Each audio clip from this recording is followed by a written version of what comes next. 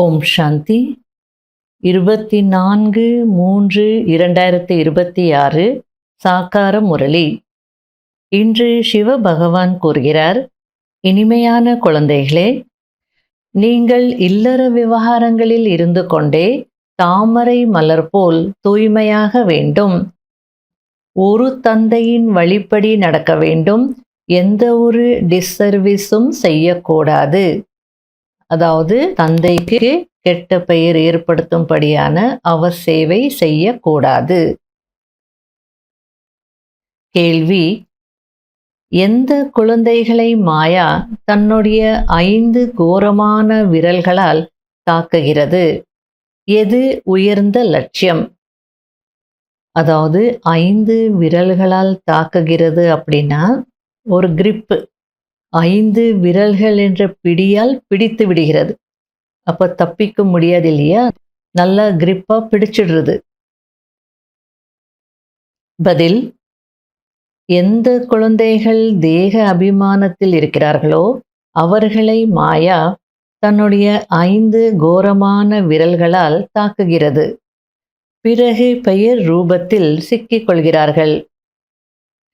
தேக அபிமானம் வந்தது, அடி விழுந்தது, அதனால் பதவி கீழானதாகி விடுகிறது. தேக அபிமானத்தை உடைப்பது இதுதான் மிக பெரிய லட்சியமாகும். குழந்தைகளை ஆத்ம அபிமானி ஆகுங்கள் என்று பாபா கூறுகிறார். எப்படி தந்தை கீழ்ப்படிந்த சேவகராக இருக்கிறார், எவ்வளவு அகங்காரமற்றவராக இருக்கிறார், அதுபோல் அகங்காரமற்றவராக ஆகுங்கள். எந்த ஒரு அகங்காரமும் இருக்கக்கூடாது. முரளியின் பாடல்: அவர் நம்மை விட்டு பிரிய மாட்டார், மனதில் அவர் மீது இருக்கும் அன்பும் போகாது. சிவபாபா நம்மளை விட்டு போவாரா? இல்லை. ஆகையால நமக்கு அவர் மீது இருக்கக்கூடிய அன்பும் மாறவே மாறாது அப்படின்னு ஒரு பாட்டு. ஓம் சாந்தி. குழந்தைகள் பாடலை கேட்டீர்கள். மூலவதனத்தில் இருக்கும் போது நாம் பாபாவினுடையவர்களாக இருந்தோம், பாபா நம்முடையவராக இருந்தார் என்று குழந்தைகள் சொல்கிறீர்கள். குழந்தைகளுக்கு ஞானம் நல்ல முறையில் கிடைத்திருக்கிறது. நாம் சக்கரத்தை சுற்றி வந்தோம் என்பதை நீங்கள் அறிவீர்கள். இப்போது மீண்டும் நாம் அவருடையவராக ஆகியிருக்கிறோம். அவர் ராஜயோகத்தை கற்றுக் கொடுத்து சொர்க்கத்தின் எஜமானராக ஆக்குவதற்காக வந்திருக்கிறார். போன கல்பத்தை போலவே மீண்டும் வந்திருக்கிறார். இப்போது தந்தை ஓ குழந்தைகளே என்று கூறுகிறார். அதற்காக குழந்தைகளாகி இங்கேயே மதுபனிலேயே உட்கார்ந்துவிடக் கூடாது. நீங்கள் உங்களுடைய இல்லற விவகாரங்களில் இருந்து கொண்டே தாமரை மலர் போல் தூய்மையாக இருங்கள். நீங்கள் வீட்டில்தான் இருக்க வேண்டும், தூய்மையாக மட்டும் ஆக வேண்டும். இது உங்களுடைய அநேக பிறவிகளின் கடைசி பிறவியாகும். தூய்மையற்றவர்களை தூய்மையாக்கக்கூடியவர், அனைவருக்கும் சத்கதி வழங்கக்கூடிய வள்ளல் ஒரு தந்தைதான். அவரை தவிர வேறு யாரும் தூய்மையாக்க முடியாது. இடையில் யாரும் தூய்மையற்றவரிலிருந்து தூய்மையானவராக ஆக்க முடியாது. நாடகத்தின்படி அனைவருமே கலியுகத்தில் தூய்மையற்றவராக தமோ பிரதானமாக ஆகத்தான் வேண்டும். பிறகு தந்தை வந்து அனைவரையும் தூய்மையாக்கி சாந்தி தாமத்திற்கு அழைத்து செல்கிறார். மேலும் நீங்கள் தந்தையிடம் இருந்து சுகதாமத்தின் ஆஸ்தியை அடைகிறீர்கள். சத்தியுகத்தில் எந்த துக்கமும் இருப்பதில்லை. இப்பொழுது நீங்கள் வாழ்ந்து கொண்டே தந்தையினுடையவராக ஆகி இருக்கிறீர்கள். இல்லற விவகாரங்களில் இருந்து கொண்டே இந்த கடைசி பிறவியில் தூய்மையாக ஆக வேண்டும். நீங்கள் வீடு வாசலை விட்டுவிடுங்கள் என்று தந்தை எப்போதாவது சொல்லி இருக்கிறாரா என்ன? இல்லை. ஈஸ்வரிய சேவைக்காக நீங்களாகவே விட்டீர்கள். மற்றபடி வீட்டில் இல்லறத்தில் இருந்து கொண்டே ஈஸ்வரிய சேவை செய்யும் பல குழந்தைகள் இருக்கிறார்கள். பாபா யாரையும் விட வைப்பதில்லை. நீங்கள் சேவைக்காக தானாகவே வெளியேறினீர்கள். மற்றபடி பாபா யாரையும் விட வைக்கவில்லை. சிலர் யஜ்யத்திற்கு ஏதாவது கொடுக்கிறார்கள், பிறகு திரும்பி எடுத்து சென்று விடுகிறார்கள். அப்படிப்பட்டவர்களுக்கு சண்டால பதவிதான் கிடைக்கும் என்பதும் புரிய வைத்திருக்கிறேன் என்று பாபா கூறுகிறார். நிறைய குழந்தைகளின் நடத்தை அப்படி இருக்கிறது. அவர்களின் பதவி குறைந்து விடுகிறது. ராஜா ராணிக்கு பதிலாக பிரஜையிலும் குறைந்த பதவி அடையும்படியான அப்படிப்பட்ட எந்த கர்மமும் செய்யாதீர்கள் என்று பாபா புரிய வைக்கிறார். யஜ்யத்தில் அர்ப்பணமாகி பிறகு ஓடி போய்விட்டால் சென்று என்னவாக ஆகுவார்கள்? அதையும் கூட தந்தை புரிய வைக்கிறார். குழந்தைகளே, எந்த பாவ காரியமும் செய்யாதீர்கள், இல்லையென்றால் 100 மடங்கு தண்டனை கிடைக்கும். பிறகு ஏன் நஷ்டப்பட வேண்டும்? இங்கிருப்பவர்களை விடவும் வீட்டில் இல்லறத்தில் இருப்பவர்கள், சேவையில் இருப்பவர்கள் மிகவும் உயர்ந்த பதவியை அடைகிறார்கள். அதாவது சென்டர்ல இருக்கிறாங்க அப்படின்னா, சரண்டர் ஆயிருக்கிறாங்க அப்படின்னா, அவங்களுடைய ரோல் வேறு. கம்ப்ளீட்டா பாபா தானே எல்லாம் பார்த்துக்கிறார். நம்ம உழைக்கல, பணம் சம்பாதிக்கல, பொருளுக்காக நம்ம பாடுபடல. பாபா எல்லாத்தையும் கொடுக்கிறார், கொடுக்க வைக்கிறார். அப்படி இருக்கும்போது அதுக்கேற்ற மாதிரி தான் நடத்தை இருக்கணும், அதுக்கேற்ற மாதிரி தான் சேவை செய்யணும். எல்லார்கிட்டையும் வாங்கிட்டு அதுக்கப்புறம் சேவை செய்யாம இருந்தால் நஷ்டம்தான். அதை பார்க்கும்போது இல்லறத்துல இருக்கிறாங்க, அவங்களால ஏதோ கொஞ்சம் செய்வாங்க சேவை, தூய்மையா இருப்பாங்கன்னா அவங்க சென்டர்ல இருக்கிறவங்கள விட, சரண்டரை விட உயர்ந்த பதவி அடைஞ்சிடுவாங்க அப்படின்னு சொல்றார். அதாவது இல்லறத்துல இருந்தாலும் அவ்வளோ கரெக்டா ஸ்ரீமத் படி நடப்பாங்க. எந்த கவர்ச்சி இருக்காது, பேர் ரூபத்துல மாட்ட மாட்டாங்க, உள்ளுக்குள்ளேயே முயற்சி செய்துட்டு இருப்பாங்க. அவங்களால எவ்வளோ முடியுமோ அவ்வளோ சேவை செய்வாங்க. அப்படி இருக்கிறவங்க உயர்ந்த பதவி அடைவாங்க. ஆகையால் தன்னுடைய வாழ்க்கையை வைரத்திற்கு சமமாக ஆக்குங்கள், இல்லையென்றால் மிகவும் பச்சாத்தாபப்படுவீர்கள் என்று தந்தை கூறுகிறார். தலைகீழான என்ன கர்மம் செய்கிறீர்களோ அது உள்ளுக்குள் அரித்து கொண்டே இருக்கும். தாய் தந்தையை பின்பற்ற விரும்புகிறீர்கள் என்றால் உண்மையாக சேவை செய்யுங்கள். மாயை எங்கிருந்தாவது நுழைந்து வந்து விடுகிறது. சென்டரின் பொறுப்பாளர்கள் முற்றிலும் அகங்காரமற்றவராக இருக்க வேண்டும். தந்தையை பாருங்கள், எவ்வளவு அகங்காரமற்றவராக இருக்கிறார். நிறைய குழந்தைகள் பிறரிடம் தன்னுடைய பர்சனல் சேவையை வாங்குகிறார்கள். அதாவது சரண்டரா இருந்தாலும் சரி, வீட்டில் இருந்தாலும் சரி, அவங்கவுங்க சேவை அவங்கவுங்க செய்துக்கணும். யாரிடமும் தன்னுடைய சேவையை வாங்கக்கூடாது. சென்டர்லேயும் சரி. இப்போ குடும்பத்தில் இருக்கிறவங்க கீதா பாடசாலை நடத்துகிறாங்க, இல்லை எங்கேயாவது போய் கிளாஸ் பண்ணுறாங்கன்னா அவங்க கூட அவங்களுடைய பர்சனல் வேலையை வாங்குறாங்க. எங்கே போய் கிளாஸ் பண்ணுறாங்களோ அந்த ஸ்டூடெண்ட்ஸ் வந்து இவங்களுக்கு செய்வாங்க, அவங்கக்கிட்ட வேலை வாங்குவாங்க. அதெல்லாம் கூடாது அப்படின்னு சொல்லிட்டு இருக்கிறார். தந்தை எவ்வளவு அகங்காரமற்றவர், ஒருபோதும் யார் மீதும் கோபப்படுவதில்லை. நீங்கள் என்ன செய்கிறீர்கள் என்பதை எல்லையற்ற தந்தைதான் அறிந்திருக்கிறார். அனைத்து குழந்தைகளும் ஒரே மாதிரி நல்ல குழந்தைகளாக இருப்பதில்லை, கெட்ட குழந்தைகளும் இருக்கிறார்கள். எனவே தந்தை குழந்தைகளுக்கு எந்த தவறும் செய்யாதீர்கள் என்று எச்சரிக்கையும் கொடுக்கிறார். மாதேஸ்வரி அவர்களின் விலைமதிப்பற்ற மகா வாக்கியங்கள். தலைப்பு: ஈஸ்வரன் சர்வவியாபி அல்ல, அதற்கான ப்ரூஃப் என்ன, நிரூபணம் என்ன? அனைத்து சாஸ்திரங்களில் தலை சிறந்ததாக இருக்கக்கூடிய கீதையில் பகவானின் மகா வாக்கியம் என்ன இருக்கிறது என்றால், எங்கு வெற்றி இருக்கிறதோ அங்கு நான் இருப்பேன். மலைகளில் உயர்ந்ததாக கருதப்படுவது இமயமலை, அதில் நான் இருப்பேன். மேலும் நாகங்களில் கருப்பு நாகத்தில் நான் இருப்பேன். இது கூட பரமாத்மாவின் மகா வாக்கியமாகும். ஆகையால் மலைகளில் உயர்ந்த மலையாக கைலாய மலையையும், மேலும் நாகங்களில் கருநாகம் உயர்ந்ததாக காட்டப்பட்டிருக்கிறது. எனவே இதிலிருந்து ஒருவேளை பரமாத்மா அனைத்து நாகங்களில் கருநாகமாக மட்டும் இருக்கிறேன் என்றால், அனைத்து பாம்புகளில் நான் இல்லை என்றுதானே அர்த்தம்?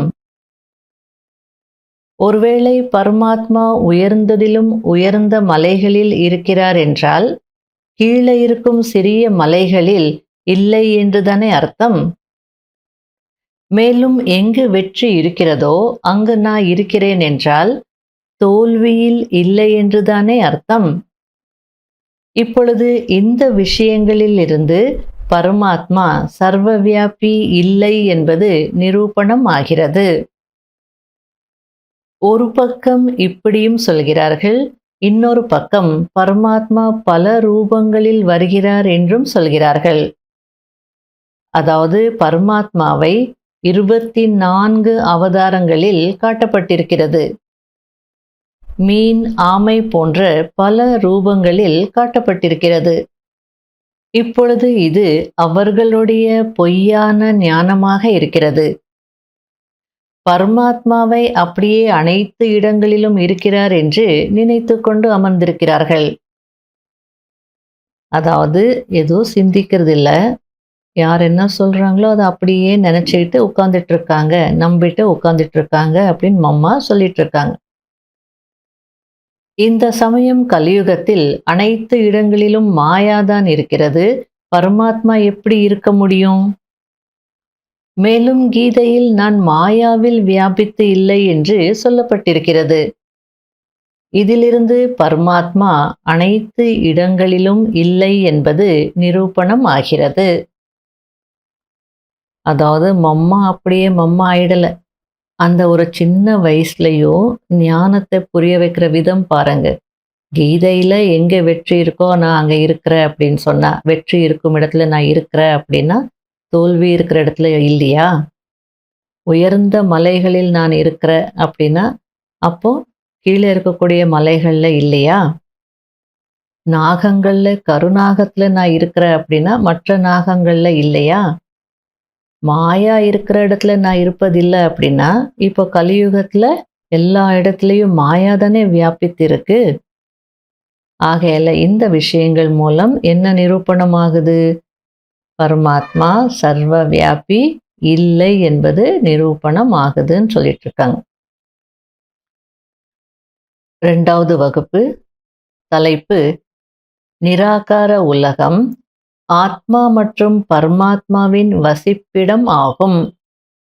அதாவது நிராகார உலகம் என்பது ஆத்மா மற்றும் பரமாத்மா வசிக்கக்கூடிய இடம். நிராகார உலகம் என்று சொல்கிறோம் என்றால், அதற்கு எந்த ஆக்காரமும், அதாவது எந்த உருவமும் இல்லை என்று அர்த்தம் அல்ல என்பதை நாம் தெரிந்திருக்கிறோம். அதாவது எந்த ஆக்காரமும் இல்லை, நிராகார உலகம் அப்படின்னா, இந்த ஸ்தூல உலகத்துக்கு என்ன ஒரு வடிவம் இருக்கோ அந்த வடிவம் இல்லை. மற்றபடி நிராகார உலகத்துக்குன்னு ஒரு வடிவம் இருக்கு இல்லையா, அது கண்டிப்பா இருக்கும் அப்படின்னு சொல்ல வராங்க. நிராகார உலகம் என்று சொல்கிறோம் என்றால், அவசியம் ஒரு உலகம் இருக்கிறது என்றுதானே அர்த்தம். ஆனால் அதற்கு ஸ்தூல உலகத்தை போன்ற உருவம் இல்லை. அதுபோல் பரமாத்மா நிராகாரர். ஆனால் அவருக்கு சூக்ஷ்மமான ரூபம் அவசியம் இருக்கிறது. பரமாத்மா நிராகாரராக இருக்கிறார் அப்படின்னா மனித ஆக்காரம் இல்லை. ஆனா அவருக்குன்னு ஒரு ரூபம் அல்லது வடிவம் இருக்குதானே, ஒரு சூக்ஷ்ம ரூபம் இருக்குதானே. அந்த நிராகார உலகம் ஆத்மாக்களாகிய நம்முடைய மற்றும் பரமாத்மாவினுடைய வசிப்பிடம். ஆக நாம் உலகம் என்ற வார்த்தையை சொல்கிறோம் என்றால் அதுவும் ஒரு உலகம், அங்கேயும் வசிக்கிறார்கள். அதனால்தான் அதற்கு உலகம் என்ற பெயர் வந்திருக்கிறது என்று நிரூபணம் ஆகிறது. இப்பொழுது உலகத்தினர் பரமாத்மா அகண்ட ஜோதி ஸ்வரூபமாக இருக்கிறார், மேலும் அது பரமாத்மாவின் வசிப்பிடமாக இருக்கிறது என்று நினைக்கிறார்கள். அதை ரிட்டையர்டு ஹோம், ஓய்வில்லம் என்று சொல்கிறார்கள். ஆக பரமாத்மா வசிக்கும் இடத்தை நாம் பரமாத்மா என்று சொல்ல முடியாது. அதாவது முக்திக்கு போகணும், மோட்சத்துக்கு போகணும்னு சொல்றாங்க இல்லையா? பரமாத்மா அகண்ட ஜோதி ஸ்வரூபமாக இருக்கிறார் அப்படின்னு சொல்றாங்க. முக்திக்கு போகணும், மோட்சத்துக்கு போகணும்னு சொல்றாங்க. அப்ப அது வசிக்கும் இடம் வந்து பரமாத்மா ஆக முடியாது. இன்னொரு உலகம் ஆகார உலகம். அங்கு பிரம்மா விஷ்ணு சங்கரர் தேவதைகள் ஆகார ரூபத்தில் இருக்கிறார்கள். மேலும் இது சாக்கார உலகம். இதற்கு 2 பாகங்கள் இருக்கிறது. ஒன்று நிர்விகார சொர்க்க உலகம், அதாவது விகாரமற்ற சொர்க்க உலகம். அங்கு அரைக்கல்பம் சதா சுகம் சாந்தி தூய்மை இருக்கும். இன்னொன்று விகாரங்கள் நிறைந்த கலியுகம், துக்கம் மற்றும் அசாந்தியான உலகம். இப்பொழுது 2 உலகங்கள் என்று ஏன் சொல்லப்படுகிறது?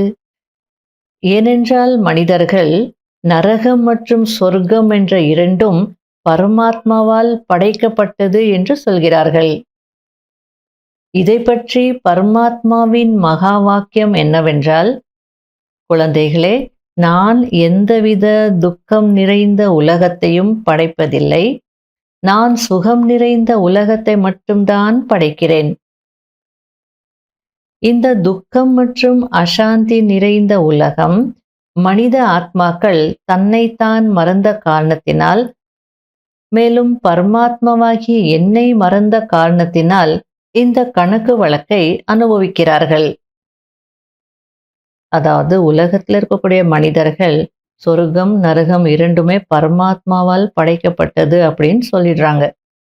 ஆனால் இதை பற்றி பகவான் என்ன சொல்றார்? நான் இந்த துக்கம் நிறைந்த உலகத்தை படைக்கல. மனித ஆத்மாக்கள் தன்னை மறந்ததுனால, பரமாத்மாவை மறந்ததுனால, தேக அபிமானத்துல வந்து பயம் இல்லாம தவறுகள் செய்து பாவங்கள் செய்ததுனால அதனுடைய கணக்கு வழக்கை துக்கத்தின் ரூபத்தில், கஷ்டங்கள் ரூபத்தில் அனுபவிக்க வேண்டி இருக்கு, அவ்வளவுதான். மற்றபடி எந்த சமயம் சுகம் மற்றும் புண்ணியத்தின் உலகம் இருந்ததோ அப்போது உலகத்தில் இல்லறம், விவகாரம், தொழில் எல்லாம் இருக்கவில்லை என்பது கிடையாது. ஆம், அங்கு தேவதைகள் வசித்தார்கள், அங்கு இல்லறம் நடந்தது. ஆனால் அங்கு விகாரத்தின் பிறப்பு என்பது இல்லை. அந்த காரணத்தினால் கர்ம பந்தனம் இல்லாமல் இருந்தது. அந்த உலகத்தை கர்ம பந்தனம் இல்லாத சொர்க்கம் என்று சொல்லலாம். ஆக ஒன்று நிராகார உலகம், இன்னொன்று ஆகார உலகம், மூன்றாவது இந்த சாகார உலகம். நல்லது, நல்லது. இனிமையிலும் இனிமையான தேடி கண்டெடுக்கப்பட்ட செல்ல குழந்தைகளுக்கு மாத்பிதா பாப் தாதாவின் அன்பு நினைவுகள் மற்றும் குட் மார்னிங். ஆன்மீக குழந்தைகளுக்கு ஆன்மீக தந்தையின் நமஸ்காரம். கடைபிடிக்க வேண்டிய முக்கியமான சாராம்சம். முதல் பாயிண்ட், தந்தைக்கு சமமாக அகங்காரமற்றவர் ஆக வேண்டும். யாரிடமும் தன் சேவையை வாங்கக்கூடாது. அதாவது யாரிடம் இருந்து தன்னுடைய பர்சனல் சேவையை வாங்கக்கூடாது அப்படின்னு சொல்றார். யாருக்கும் துக்கம் கொடுக்க கூடாது. தண்டனை அடையும்படியான எந்த காரியமும் செய்யக்கூடாது. தங்களுக்குள் பாலும் சர்க்கரையும் போல் இருக்க வேண்டும். இரண்டாவது பாயிண்ட், ஒரு தந்தையின் ஸ்ரீமத் அதாவது உயர்ந்த வழிப்படி நடக்க வேண்டும், தன் வழிப்படி அல்ல. வரதானம்: ஒரு நொடியில் தேகமென்ற ஆடையிலிருந்து விலகி, அதாவது விடுபட்டு, கர்ம போக், அதாவது கர்ம வினை பயன் மீது வெற்றி அடையக்கூடிய சர்வசக்தி நிறைந்தவர் ஆகுங்கள். எப்போது கர்ம போக், அதாவது கர்ம கணக்கின் தாக்கம் அதிகமாகிறதோ, எப்போது கர்ம போக், அதாவது கர்ம வினை பயன் அல்லது நோய் அதிகமாகிறதோ, அப்போது கர்மேந்திரியங்கள் நோய்க்கு வசமாகி தன் பக்கம் இழுக்கிறது. ஒரு தலைவலி, ஒரு பல்வலி, காய்ச்சல் எதுவாக இருந்தாலும் மறுபடியும் மறுபடியும் வந்து அந்த கர்மேந்திரியங்கள் தன் பக்கம் மனதை இழுத்துக்கிட்டே இருக்கும். எந்த நேரத்தில் வலி அதிகமாக ஏற்பட்டு கொண்டிருக்கிறதோ அப்படிப்பட்ட நேரத்தில் கர்மபோகத்தை கர்மயோகமாக மாற்றிவிடக்கூடியவர்கள் பற்றற்ற பார்வையாளராக இருந்து கர்மேந்திரியங்கள் மூலமாக அனுபவிக்க வைப்பார்கள்.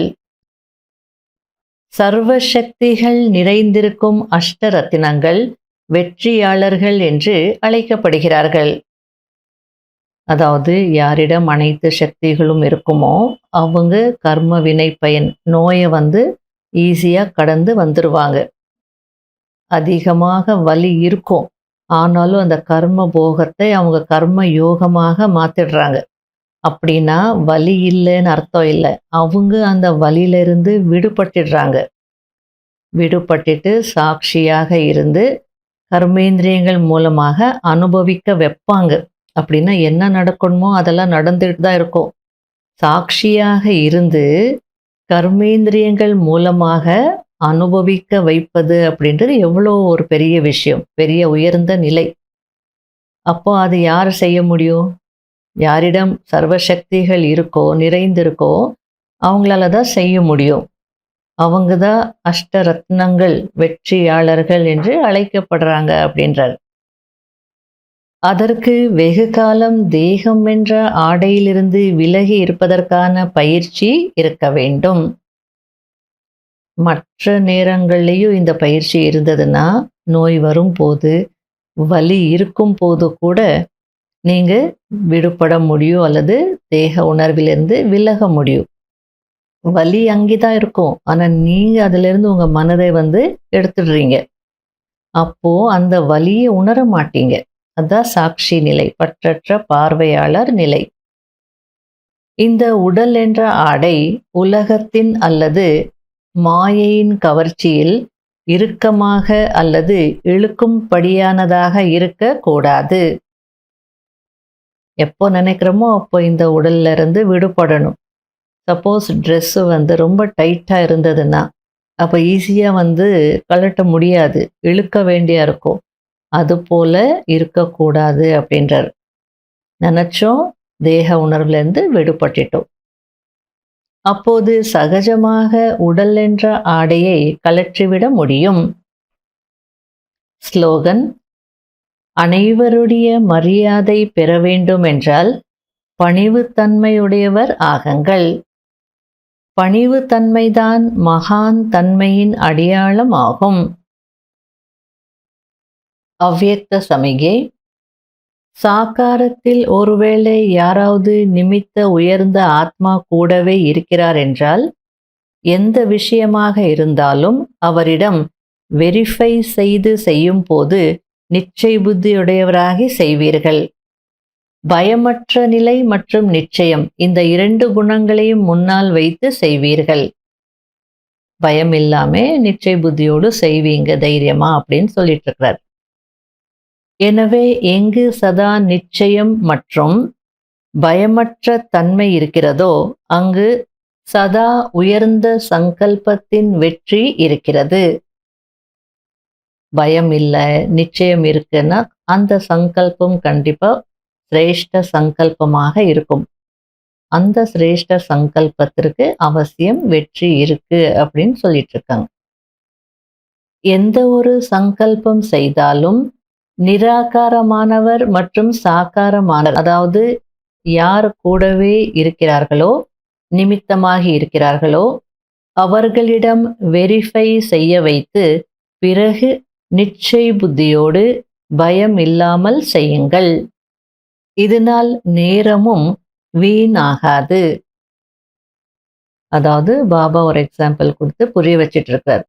இப்போ வீட்ல யாராவது பெரியவங்க இருந்தாங்க, இல்ல ஒரு ஆஃபீஸ்லயே ஒரு அனுபவி ஆத்மா யாராவது இருந்தாங்க, எக்ஸ்பீரியன்ஸ் பர்சன் அப்படின்னா என்ன செய்வாங்க? எது ஒண்ணு செய்யணும்னாலும் அவங்கள கேட்டுட்டு அதுக்கப்புறம் செய்வாங்க. வெரிஃபை பண்ணுவாங்க. செய்யலாமா? கூடாதா? அப்படின்னு கேட்டு செய்வாங்க. அந்த மாரி செய்யும்போது அந்த காரியம் வெற்றிகரமாக முடியும். அதேபோல இங்கேயும் நிராகார சிவபாபாவுக்கு நீங்க என்னென்ன செய்யணும்னு சொல்றீங்களோ அத கேளுங்க. அப்படின்னா, பாபா இத நான் செய்ய போறேன். செய்யலாமா? வேண்டாமா? இது ஓகேயா? அப்படின்னு வெரிஃபை பண்ணுங்க. அப்பவும் பாபா டச் பண்ணுவார். சரி பாபா டச் பண்ணிட்டார், எனக்கு சிவ பாபா சொல்லிட்டார் அப்படின்னு நீங்க பாட்டுக்கு செய்யக்கூடாது.